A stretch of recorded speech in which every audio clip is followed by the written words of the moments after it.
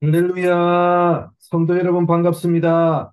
오늘의 말씀은 사도행전 20장 1절부터 12절까지의 말씀입니다. 사도행전 20장 1절부터 12절까지의 말씀입니다. 소요가 그침에 바울은 제자들을 불러 고난 후에 작별하고 떠나 마게도냐로 가니라. 그 지방으로 다녀가며 여러 말로 제자들에게 권하고 헬라에 이르러 거기 석 달 동안 있다가 배 타고 수리아로 가고자 할 때에 그때에 유대인들이 자기를 해하려고 공모함으로 마게도냐를 거쳐 돌아가기로 작정하니 아시아까지 함께 가는 자는 베레아 사람 브로의 아들 소바도와 데살로니가 사람 아리스다고와 세군도와 더베 사람 가이오와 및 디모데와 아시아 사람 두기고와 드로피모라. 그들은 먼저 가서 드로아에서 우리를 기다리더라. 우리는 무교절 후에 빌립보에서 배로 떠나 닷새 만에 드로아에 있는 그들에게 가서 이레를 머무니라.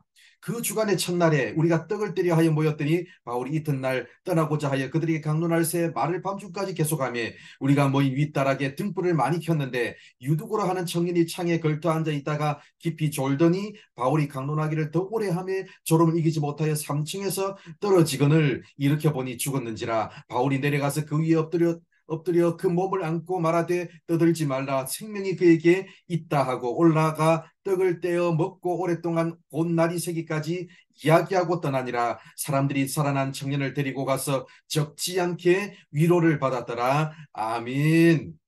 오늘 우리가 읽은 말씀은 바울이 에베소를 떠나 또 다른 사역지로 향하는 이야기입니다. 에베소를 떠난 바울은 마게도냐 땅으로 건너갔습니다. 그리고 헬라 즉 고린도까지 내려왔습니다. 여기서 제3차 선교 여행을 끝내고 배를 타고 파송교회가 있는 수리아 안디옥으로 돌아가려고 했지만 바울을 헤아리는 사람이 있다는 정보를 입수하고 배를 타지 않고 육로를 이용해서 다시 마게도냐로 되돌아갔고 배를 타고 드로아까지 왔습니다. 오늘 말씀에는 굉장히 많은 지역을 이동했던 내용이 압축적으로 들어가 있습니다. 여기서 우리가 주목해 봐야 할 점이 있습니다. 바울은 에베소를 떠나기 전에 소요가 그칠 때까지 기다렸습니다.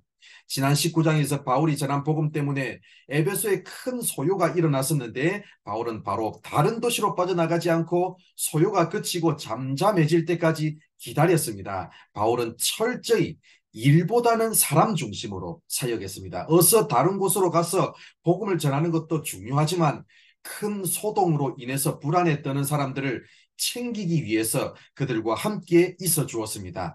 그 다음으로 주목해야 할 점은 이동하는 도시마다 바울이 했던 일입니다. 에베소의 소요가 그치고 잠잠해졌을 때 바울은 제자들을 불러서 권한 후에 에베소를 떠났습니다. 여기서 권했다는 것은 헬라어 원어 성경에 파라칼레인으로 되어 있는데 이 말은 위로하다, 격려하다라는 뜻입니다. 바울은 떠나면서도 자기 자신보다 에베소 교회 성도들을 더 생각했습니다. 그래서 어떤 상황 속에서도 힘과 용기를 잃지 않고 믿음의 삶을 꿋꿋이 살도록 위로하고 격려하는 일을 잊지 않았습니다. 그 다음 목적지인 마게도냐에서도 마찬가지입니다. 거기서도 여러 교회를 다니면서 말로 제자들을 권했다고 되어 있는데 여기서 권했다는 것도 파라칼레인 즉 위로하다 격려하다라는 뜻입니다. 또 주목해야 할 점은 마지막 도시 드로아에서 일어난 일입니다. 드로아에서 주일 예배를 드리는 동안 문제가 발생했습니다. 유두고라고 하는 청년이 예배 중에 졸다가 위에서 떨어지는 사고가 발생했고 확인해 보니 유두고가 죽어 있었습니다. 그때 바울은 내려가서 그 위에 엎드려 그 몸을 안았습니다. 엎드려서 안았다는 것은 기도해 주었다는 뜻입니다. 엘리야와 엘리사도 이런 방식으로 사람을 살린 적이 있는데 바울은 그와 같은 모습으로 진심 어린 마음으로 엎드려서 끌어안고 기도해 주었습니다. 그 결과 청년 유두고는 살아났습니다. 자칫 이 주일 예배가 끔찍한 슬픔으로 끝날 수도 있었습니다. 그러나 하나님은 그 청년을 살리심으로 주일 예배를 기쁨과 위로의 시간이 되도록 바꾸어 주셨습니다. 바울의 능력으로 살아난 게 아닙니다.